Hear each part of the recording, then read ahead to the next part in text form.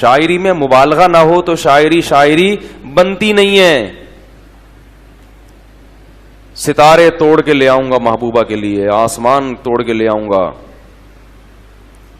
وہ اپنے گھر کے دریچوں سے ایک بڑا اچھے شاعر ہیں, وہ ایسے نہیں ہیں لیکن شعر دیکھو, وہ شاعر جنہوں نے یہ کہا ہے نا وہ بڑے اچھے آدمی ہیں, میں جانتا ہوں ان کو, لیکن ان کا شعر, وہ تو شعر تو سبھی ایک جیسے ہوتے ہیں.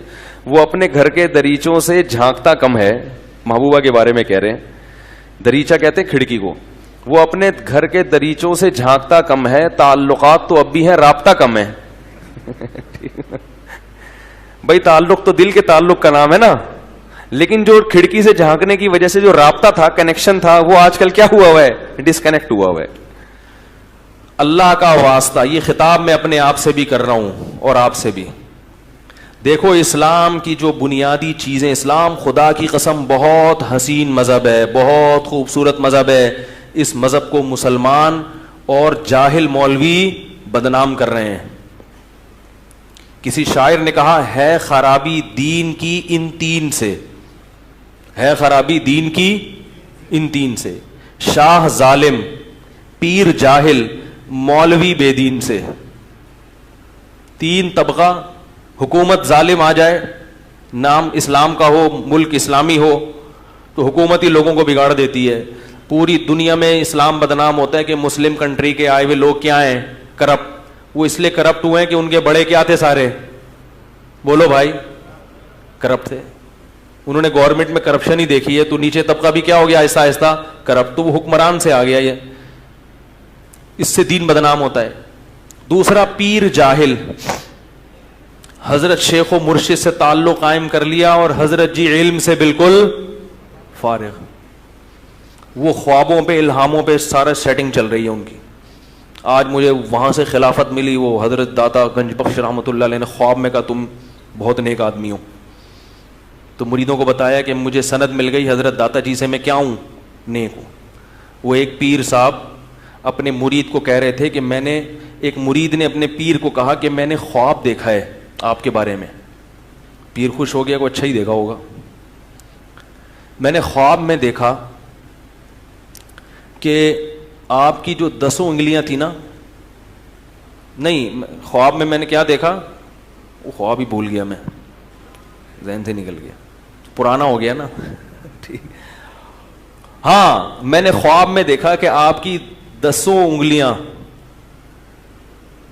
جو آپ کی 10 انگلیاں جو ہے وہ اس میں ہیں, گھی میں ہیں, اور میری انگلیاں گندگی میں, نجاست میں.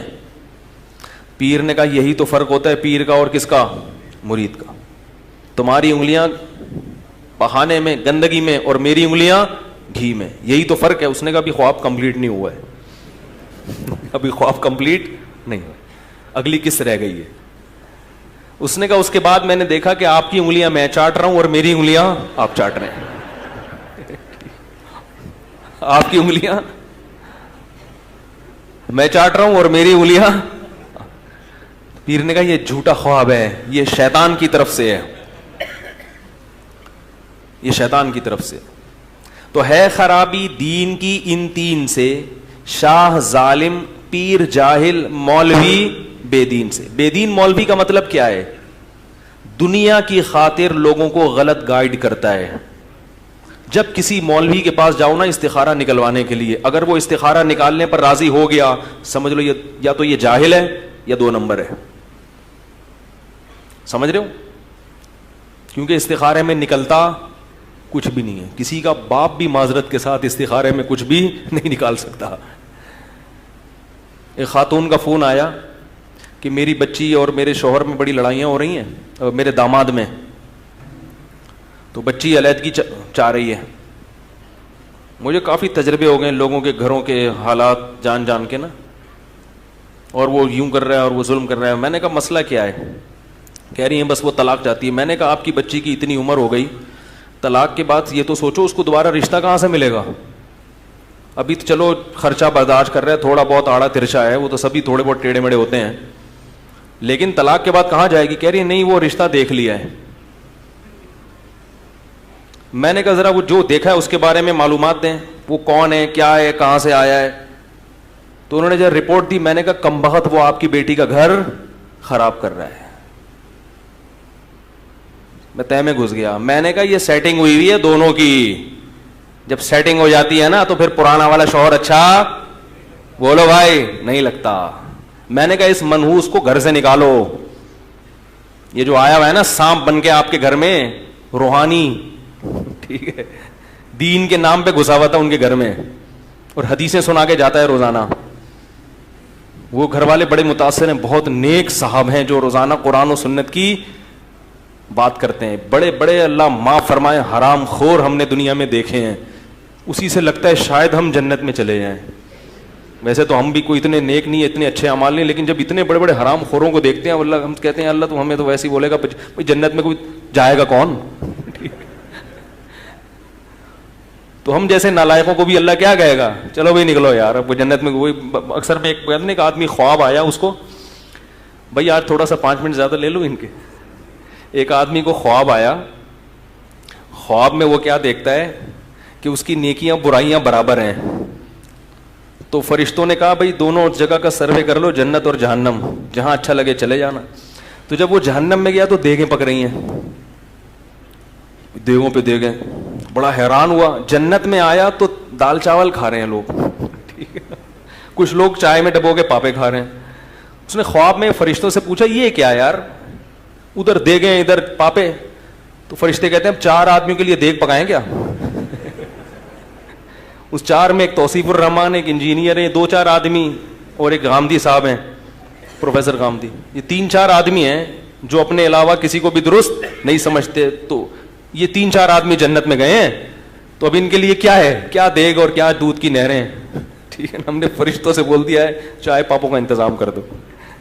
تو ایسے ایسے حرام خور ہم نے دنیا میں دیکھے ہیں کہ ہمیں کچھ امیدیں اللہ سے قائم ہونا شروع ہو جاتی ہیں, شاید اللہ ہمیں بخش دے. ٹھیک ہے عملی کوتاہی ہے, مگر اتنے بڑے اللہ کا شکر ہے فراڈ ہی نہیں ہے.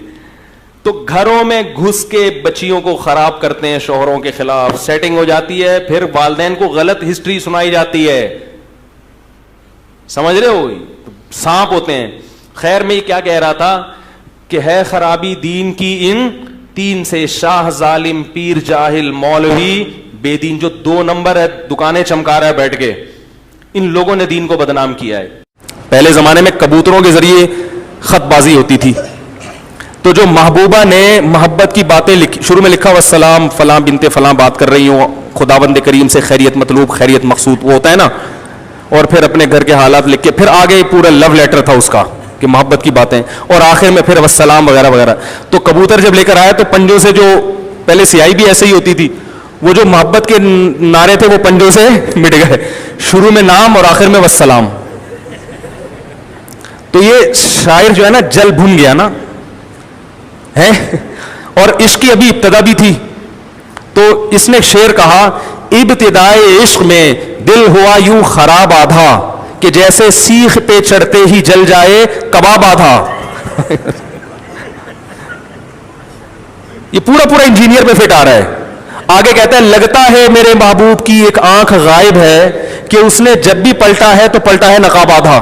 کھاتے نہیں ہے بلکہ اللہ کی محبت میں, بولو نا بھائی, یہاں کا نہیں پتا, پاکستان میں اللہ کی محبت میں کھانے کا رواج بہت ہے. یہ جمعرات کا حلوہ ہے, یہ شب برات کا حلوہ ہے, وہ آج اب فلاں کا انتقال ہو گیا تھا, ان کے 40ویں کی بریانی ہے, ان کے تیجے کی بریانی ہے, آج فلانے کی 11ویں کی بریانی آئی ہوئی ہے, اور آج جو ہے وہ صدقے کا بکرا کٹا ہے ہمارے گھر میں, اس کو وہ کھانا ہے. وہ کھانے کو طبیعت سے فوکس کیا جا رہا ہے. ہم فراق یار میں گھل گھل کے ہاتھی ہو گئے. یار کا فراق گاڑی اردو ہے تھوڑی, فراق کہتے ہیں جدائی کو, یار کا معنی دوست.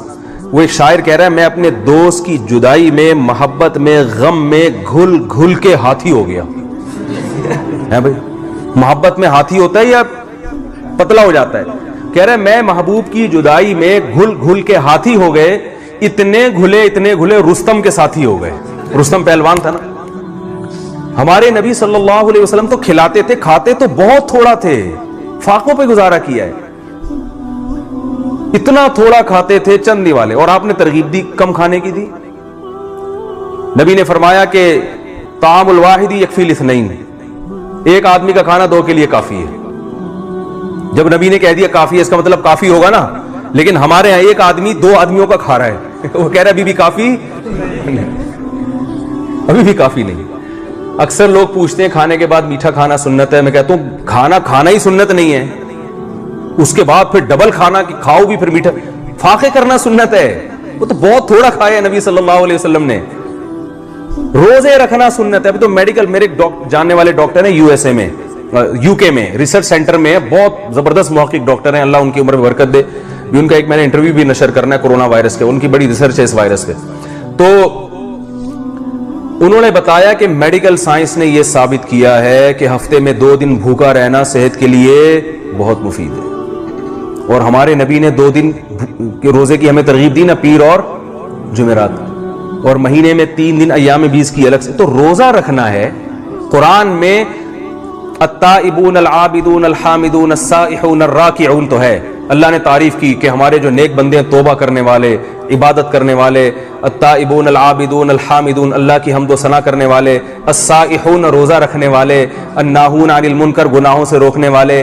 یہ نہیں ہے التائبون الآکلون کہ ہمارے نیک بندے توبہ بھی کرتے ہیں, طبیعت سے کھاتے بھی ہیں.